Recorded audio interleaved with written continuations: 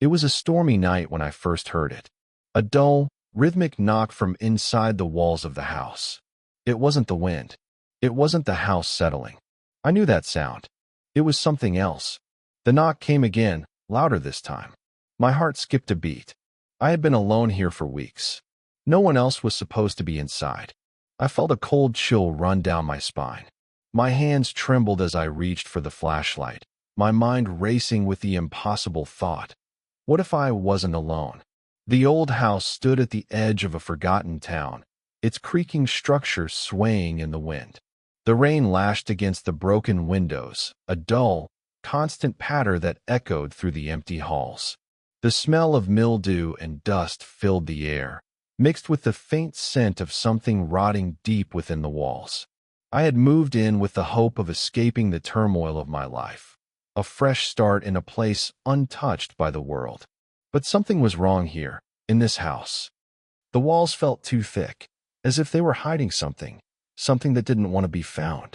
The walls groaned under the pressure of the storm outside, and every crack seemed to whisper in a language I didn't understand. As I moved deeper into the house, the sounds of the storm faded, replaced by the unnerving silence that swallowed everything. It was as though the house was holding its breath, waiting for something or someone. I searched the house top to bottom, every corner, every room. There was no one. But the knocking, it wouldn't stop. As the night wore on, I began to notice strange things, small things that seemed insignificant at first, but as I thought back, they were pieces of a puzzle. In the kitchen, a cracked photo frame sat on the counter, its glass shattered, but the picture intact. It was a family, my family, or at least, it looked like them. But there was something off. Their smiles were too wide, their eyes too dark. I didn't remember this photo.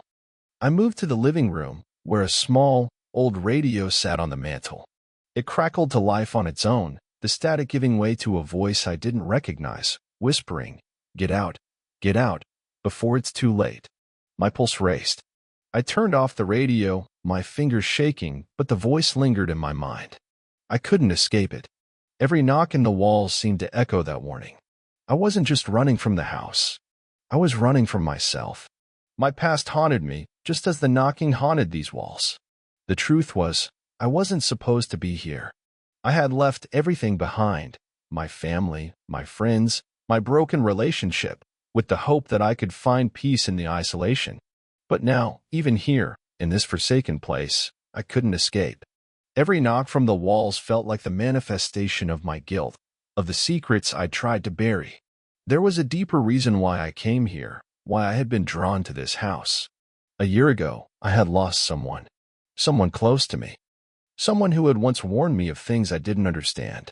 I had never believed in the supernatural, in ghosts or spirits, but now I wasn't so sure.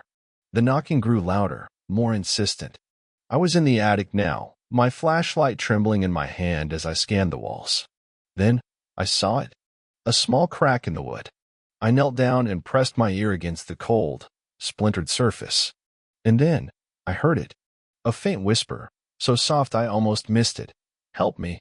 My breath caught in my throat. That voice. It was familiar. It was her. The woman I had loved. The woman I had lost. But she was supposed to be dead. She had died in that accident, or so I thought. Yet here, in the walls of this house, her voice was calling to me. Was this a message? Or was I losing my mind? I smashed the wall open with a hammer, my heart racing as the dust flew around me.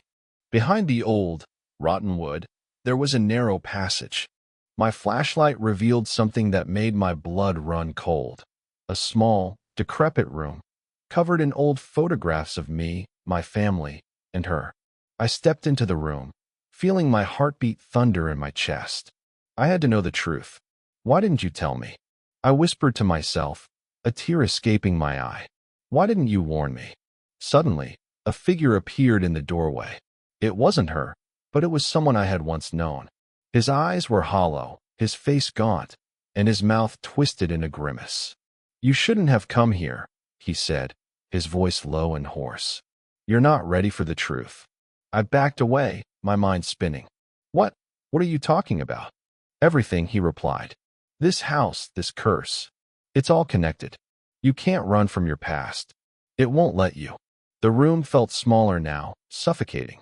The knocking from the walls was louder, frantic. It was as if something was trying to break free. The man stepped closer, his eyes filled with a mixture of fear and pity. "Listen," he said, his voice trembling. "Your love, it wasn't an accident. She's still here. They won't let you go." I didn't want to believe him, but the truth was right in front of me, staring me in the face. The house was alive, and it had been feeding on my grief, my guilt. It had been waiting for me to return, waiting to reveal the secrets I had buried. The walls began to shake, the knocking escalating into a deafening roar. Suddenly, the floor beneath me cracked open, revealing a deep, black void. From the darkness, a figure emerged, her face, pale and haunting, the woman I had loved. She smiled at me, but it wasn't a smile of love. It was a smile of betrayal. "You never listened," she whispered, her voice echoing in my mind. "You were never supposed to leave." Before I could move, she reached out, her hand cold as ice. I screamed, but it was too late.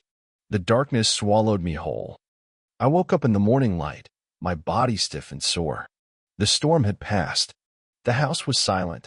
But when I looked in the mirror, my reflection wasn't mine. It was hers, the woman I had lost. And her eyes were hollow, empty.